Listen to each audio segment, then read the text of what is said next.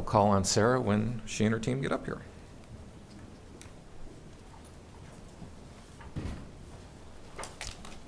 Gonna make us follow that. Okay. Great. Got it. Thank you. Well, first of all, thank you for letting us present this evening.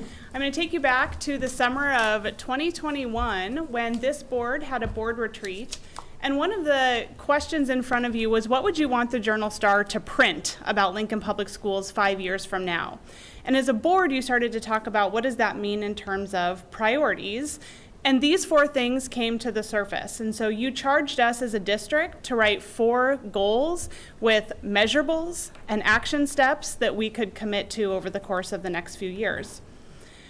As we think about tonight, we promised that we'd be back in front of you, and it really struck me as the students were talking, this is the whole purpose, was to demonstrate action. So not just to show that we talked a good game or that we put some things down on paper, but that we actually lived this out over the last few years. So, because we can't go over all of the action steps tonight and everything that's been put into place, the community and as well the board can go and look at any of our presentations, slides, and the full report. This update will also be added there at the conclusion of the presentation. So as a reminder, 2 years ago, we had 4 community groups working on these 4 separate priority areas, and each group came up with an action plan. These community groups included teachers, students, community members, parents. It was really a wide range of people who contributed to the work. So you came up with the priorities and the community really came up with the action steps. So as soon as we got done presenting to you, about a month later, we had the 2022 School Improvement Workshop. And we got right to work having our school improvement teams from every building think about what momentum do we already have in these areas. So they started to brainstorm in their own schools, where is this work already happening and where might they need to go next? Soon after that, in the fall of 2022, we actually had individual one-on-one meetings with principals. And we do this every year. We have our leadership team meet with teams from every single school. But this year we broke it down a little differently. So we made them actually bring data that would support where they feel like they are on the all means all action steps. So you'll hear a lot of what's been done over the last year. This current school year was our first year of implementation. But just so you know, we don't see this as the end. In a month, we'll have the next school improvement workshop, and our school teams will see the data that you see tonight, and they will be asked to take notes and then have a discussion on whether or not their own school data mirrors the trends that we're seeing as a district. So it's not just about the district working on this, it's about all of our schools working on this. So we've identified for schools this summer, based on our 4 board equity goals, what questions should they be looking at from the LPS perception survey? So we went by board equity goal and said, here are the topics. We have questions about whether students feel challenged, whether teachers are checking their learning, do they enjoy coming to school. With positive behavior, we're asking schools to look for perception survey questions about, are rules clear and fair? Is there a feeling of respect? Do adults listen to me? So we're trying to help schools really focus in on where they need to focus their attention. We did ask for feedback as well. This happens to be a picture of our assistant principals on the left and our principal group on the right. And they're putting green, yellow, and red sticky dots next to every single strategy we laid out in our plan. And they're writing notes as well to give us feedback on how we're doing meeting these goals. District administrators, including those that you see in front of you, took this data and we reviewed it to make sure that our momentum moving forward is headed in the right direction. So tonight, each of the 4 board areas, you'll hear a short report.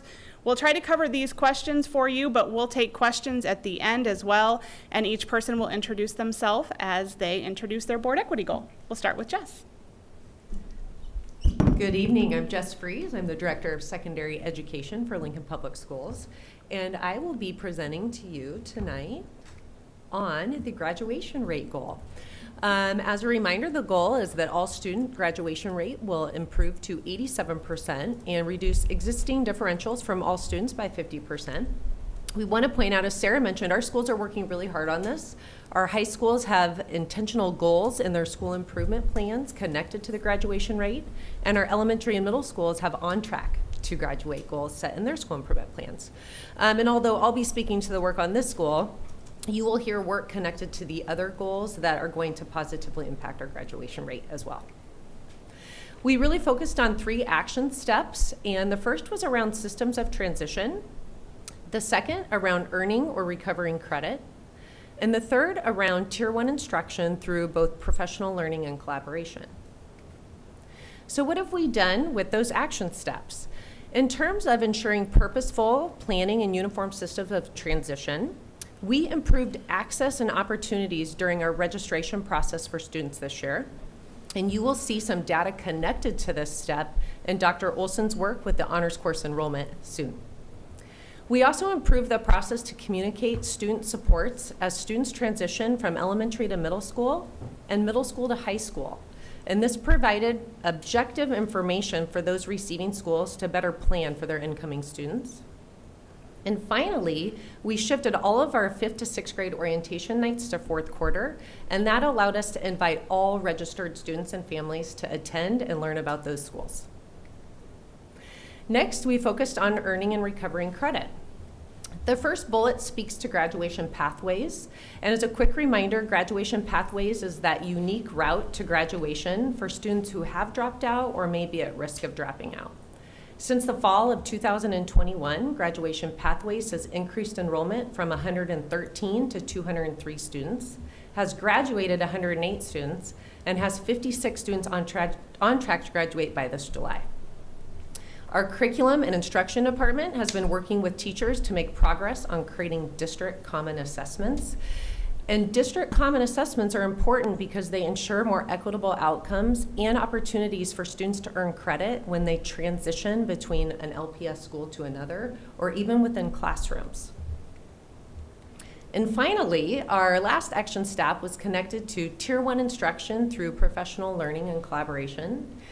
And Tier 1 instruction is really that day-to-day work that we do with our teachers and our students, and it supports the heart of our daily work in the classroom. This past year, all of our LPS administrators received training on best practices in appraisal, which included multiple forms of feedback to teachers and look-fors in curricular areas. And this is important because it allows administrators to reinforce those best practices that they're seeing happen in the classroom. By next fall, all of our LPS administrators will have completed professional learning in 100% active participation strategies and restorative practices. And that's exciting because they'll be able to take that training back to their staff come August and lay some of those things out as they begin the year. And finally, in the fall of 2023, principals will be implementing the recommendations from our trauma-informed restorative practices team. We call it the TERP team, and you'll hear Mr. Zabawa talk about that in the positive behavior goal. So what is our current progress and data? The groups highlighted in green have shown improvement. We'd like to note that the class that graduated in 2022, their improvement is even more significant when you consider that over 2 years of their high school experience occurred during the pandemic. With that being said, it's also very clear that our students of color and groups that have been historically marginalized need our continued, focused, and intentional efforts in order to improve the graduation rate and to decrease the continued differentials that you see. So as Sarah mentioned, how will this work continue next year? We asked for some feedback from our administrators. Where do they see us want to continue our efforts to make the biggest difference? They would like us to continue to create and implement district common assessments at the secondary level to ensure those equitable outcomes, and to have additional professional learning focused on those Tier 1 instructional strategies such as 100% active participation, student relationships, and positioning students as capable as we look to make sure we have rigorous instruction for all students. And finally, most exciting, we wanted to share some examples of how our schools are bringing the graduation rate goal to life. We had many examples to choose from. We selected a few. Mickle and Northeast have a partnership called Mickle Mentors, where Northeast students go over to Mickle and help mentor them 2 times a month on early release days. At Elliott Elementary, in the picture, you'll notice that all students know their graduation year, and the teachers are celebrating benchmarks as students meet them that show that they're on track to graduate. And at Cooser Elementary, all of their students set individual on-track goals. They measure those goals, and then they celebrate them when they meet them. And so you can see this young scholar who has her goal posted right next to her, also with a little motivation that says, "You've got it." And with that, I'll hand it over to Ryan. Good evening, Ryan Zabava, Director of Student Services. Our positive behavior goal is to reduce all suspensions for all students by 20% and reduce disproportionality ratios to 1.2 or less. So when you think about a disproportionality ratio, you have a student group that has a 1.2 ratio, they are 20% more likely to be suspended than a group that has a 1.0 ratio. What have we done this year to address our positive behavior goal? Much of our focus this year has been on providing professional development to administrators and social workers on trauma-informed practices. We trained our social workers on trauma walkthroughs at the buildings. They conducted those trauma walkthroughs. They provided feedback to the school staff about the trauma walkthroughs, and that information will guide the school improvement work this summer for buildings. What is our current progress and data telling us? As of May 15th of this year, there have been 5,160 out-of-school suspensions by 2,767 unique students. As you can see, the 1920 school year is much lower because we spent fourth quarter at home, and the 2021 school year, we were at 50% capacity first semester in our high schools, and in addition to that, we had a remote option for kindergarten through 8th grade.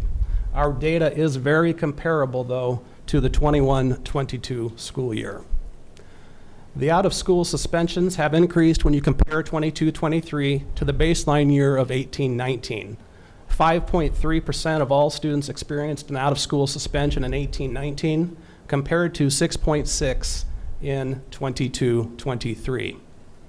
We have yet to make any improvements in our disproportionality ratios for all student groups compared to our baseline year of 18-19. And I'll give you just a second to look at that.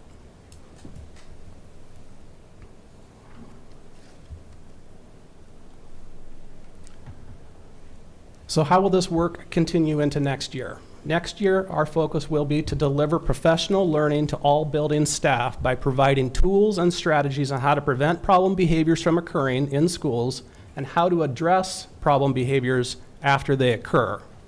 We want to ensure that all schools are consistently applying consequences for areas of prohibited conduct. And we want to use a restorative approach for students returning back to school after suspension in an effort to repair harm and reduce repeat behaviors. And starting in July, we'll have a student services supervisor whose primary focus will be providing behavioral supports for all of our schools.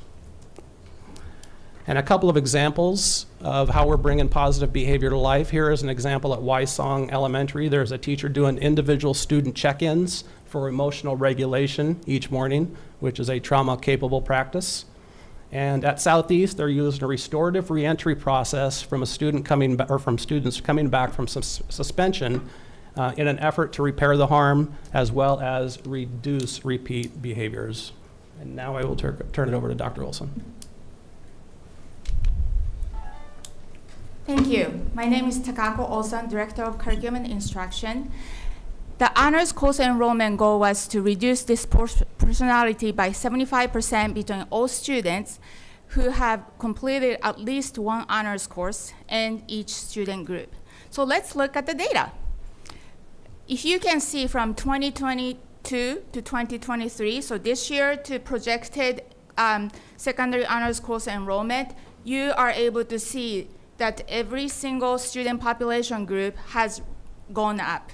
So we're expecting more students taking honors courses for next school year. Let's look at another one.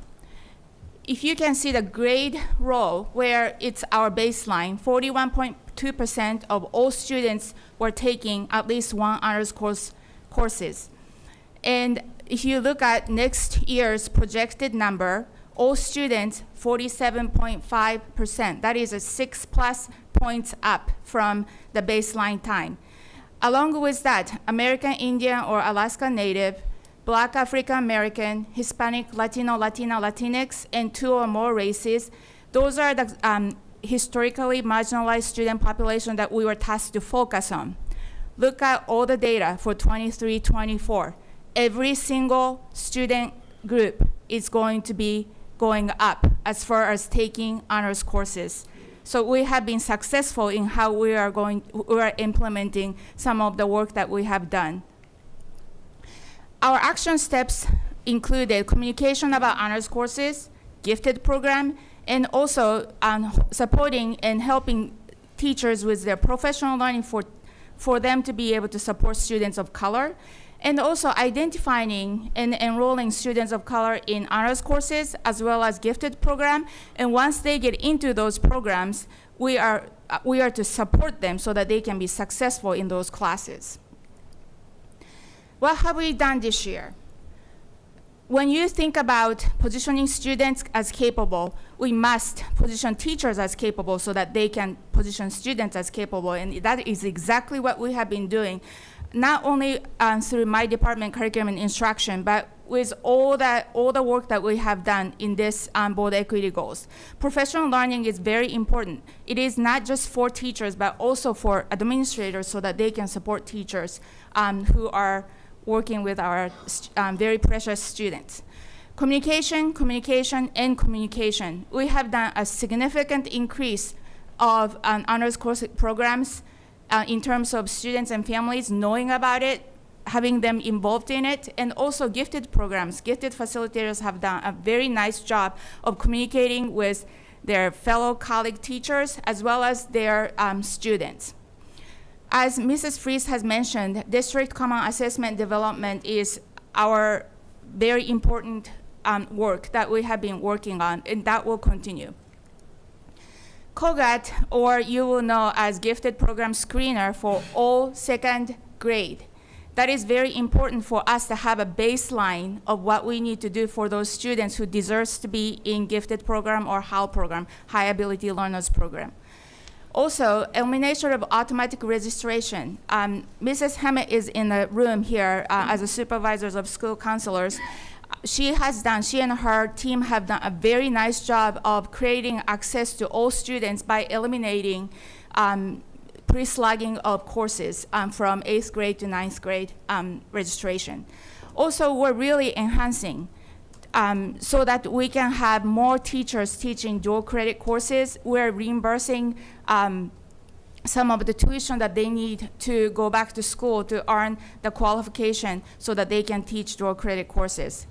We're also monitoring very vividly to think about how students are progressing in APs and honors courses, including AP Human Geography. So let's look at the data here. From last year, so May of 2022, to this month, May of 2023, some of those students took that AP Human Geography test 2 weeks ago. Let's look at the data. Every single school has increased the test participation in AP Human Geography, which is a 9th grade level AP course that we offer in our district. That is something to be celebrating here in our district. Another one, this is an AP Human Geography course enrollment. This is the historically marginalized student population. Let's take a look. Last year, 663 students. This year, 721. And guess what? Next year, over 1,000 students will be taking AP Human Geography courses as a 9th grade. That is something to be, again, celebrating. AVID, or Advancement via Individual Determination, you've heard about this. 93% of AVID students. Let me explain what AVID is very quick. AVID is a program where students' mindset, not just mindset, but best practices of how to be a best students that they can be. And those the courses that they're taking, they're working on how to challenge themselves, how to take notes, how to do a good job in their homework. So 93% of AVID students are on track to graduate. Also, 65% of avid students are taking at least one honors courses, which is above and beyond all students. So we need to really get everybody to get to that. Also, honors cadre, under the guidance of Mrs. Barb Miller, those middle schools have benefited from, again, having a mindset about what they need to do, and also helping them, supporting them once they're in honors courses. And that they have been successful, and we're planning on expanding that program as well.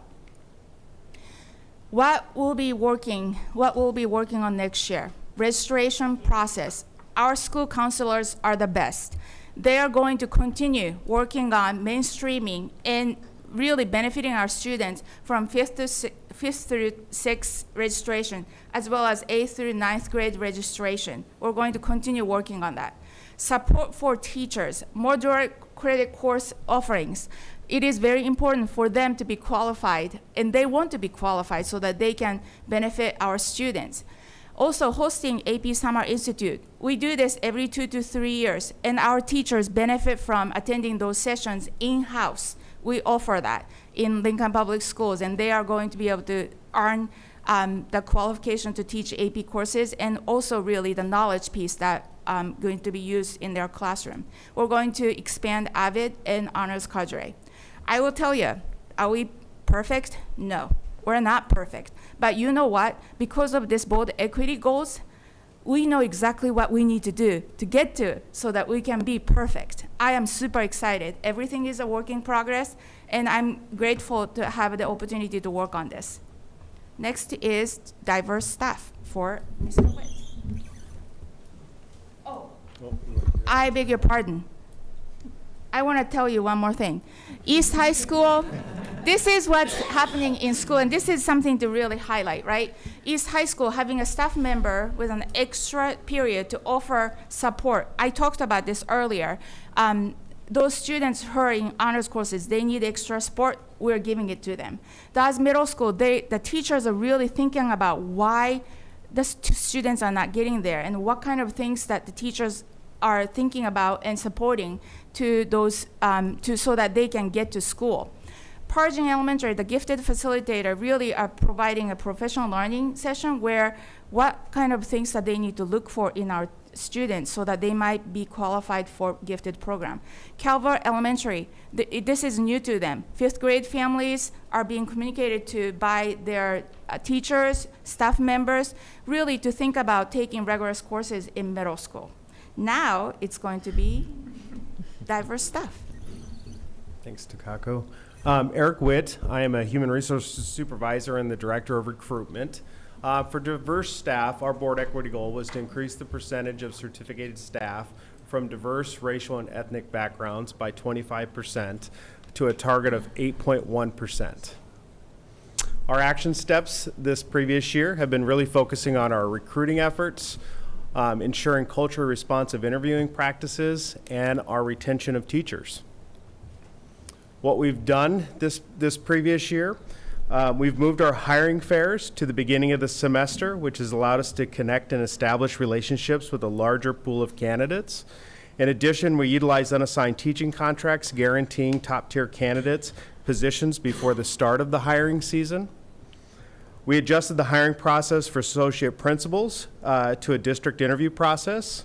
This aligns with the process we use to hire principals. The process includes committees of school staff, community members, and district leaders. This process allows us to focus on candidates' experience and skills while reducing the impact of implicit biases. We hosted the second annual Aspiring Educators of Diversity Symposium. This event brings together high school and middle school students of diversity who've expressed interest in being future educators. Students are able to learn more about the impact of cultural representation on our education system and connect with other students and staff of diversity, and our recruitment beyond Nebraska. We're committed to expanding our recruitment efforts beyond our region to connect with candidates of diversity and share all the great things that Lincoln Public Schools has to offer. Our data. Last year, 6.4 of the overall number of certificated staff were represented by staff of color. This current school year, we increased the overall number of certificated staff of color to 7.2. Majority of those candidates of diversity that we hired came from Nebraska institutions, but we still have more work to do in this area. How will we continue this coming school year? We're going to focus on our professional development opportunities on implicit biases and how that impacts the hiring process in school buildings. Continuing our Grow Your Own efforts, focus on establishing chapters in all of our high schools and expanding our pre-K-12 pathway connections with the Career Academy. And then we're expanding our para-tuition reimbursement program, creating a cadre approach with the University of Nebraska for special education certification. And then we'll continue to expand our national recruitment efforts, connecting with more candidates of diversity. Here really is the great example of bringing our goal to life. You'll see there's the Aspiring Educator of Diversity Symposium that I talked about previously with middle school and high school students. I really want to highlight the Lincoln High Group. Several of them are here today along with their sponsor, Don Martinez.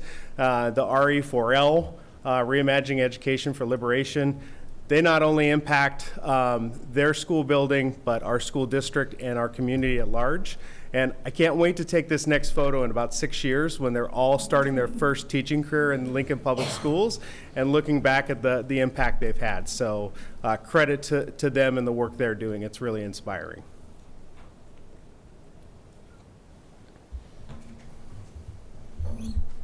Questions? Okay. Bob? Yeah, and the first two, the graduation rate and positive behaviors, then any ongoing feedback from students and staff, or students and parents, like for example, like the equity cadre? Want me to take that? So part of the feedback we're getting right now is by looking at the perception survey. So every student has access to take the perception survey, 4th grade and above. And so in the school improvement workshop, we've identified what we've seen as district trends in some of those questions we put up there. But that's how schools are getting specific not that it's not great as a district, but really it comes down to the school, climate and culture. So the schools have to look at what is their student body saying, and they break all of those responses down by race, ethnicity, gender, grade, and that's where the work has to happen when you're talking about school culture. Mm-hmm. Thanks. Barb?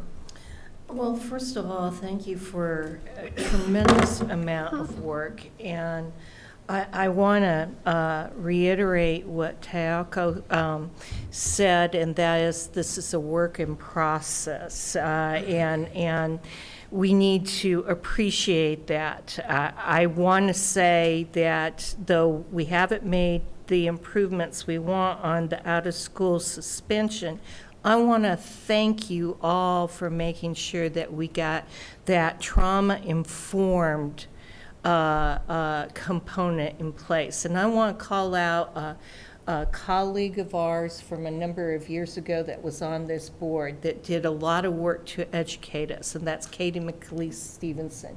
She really spent a lot of time with us all, getting us to understand how important that is. And I love the restorative nature of bringing kids back into the school community. So that's really good. There are a lot of good things to call out here, so I'm going to call a few of them out. I really like the honors cadre, the AVID course. Boy, I would like everybody to take that. And I loved the concept here about support teachers equals support for our students. And I can see a lot of care has been taken to go and provide that kind of training and support, and that will translate into success.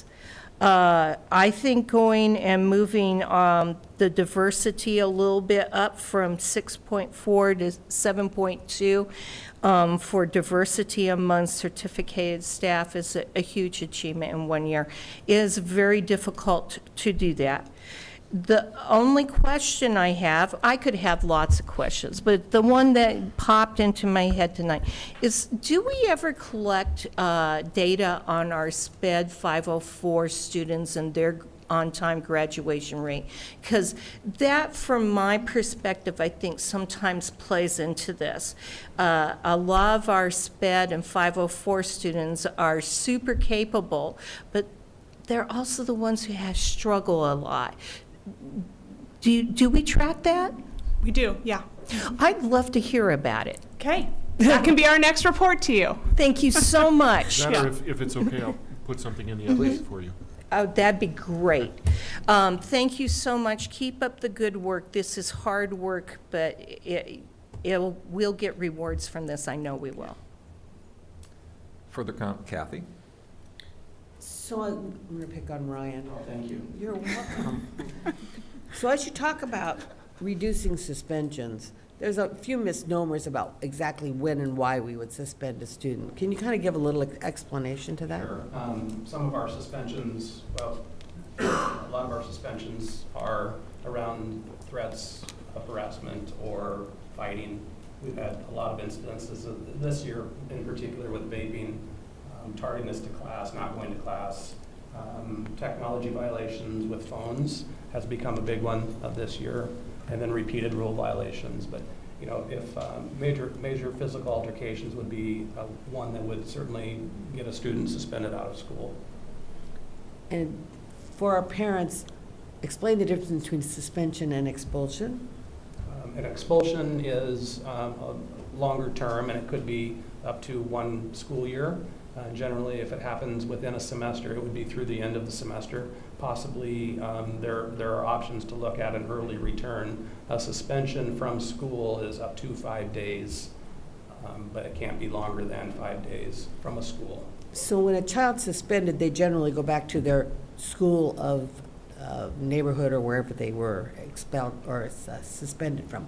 In an expulsion, we have alternative learning opportunities for those students. They aren't just expelled and say, oh yeah, come back in a year. That's correct. We have the student support program, which students are offered to attend. They don't have to. We strongly encourage them to attend that program. And when they're in that program, they are very successful. Thank you. Oh, and I have one more. The young lady that was presenting from the equity cadre, before you got up here, she said, I'm going to be a future teacher.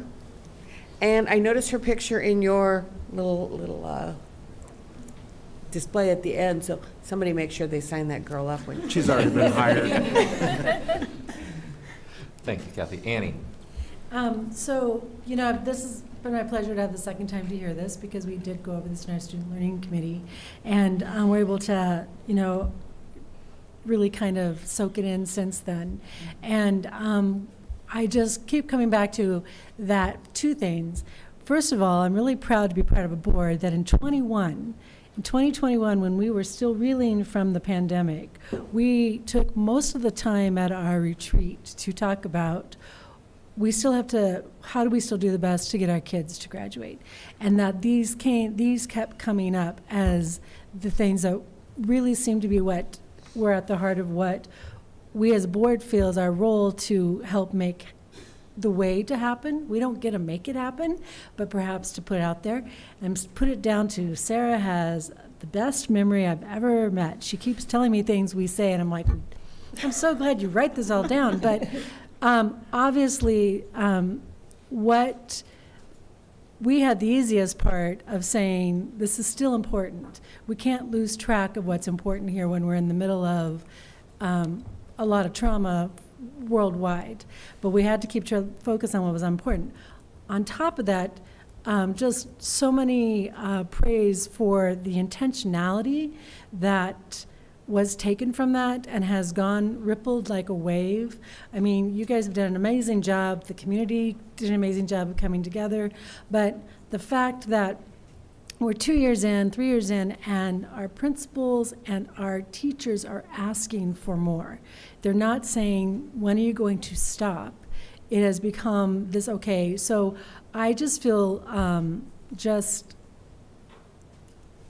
tickled is not the right word, but it's the closest I can get to that of how dreams can have some intentionality, can have the beginning of legs put underneath them. They're not, perhaps they need that work in progress to make them stronger and to make them systemic and all those other things that we all want.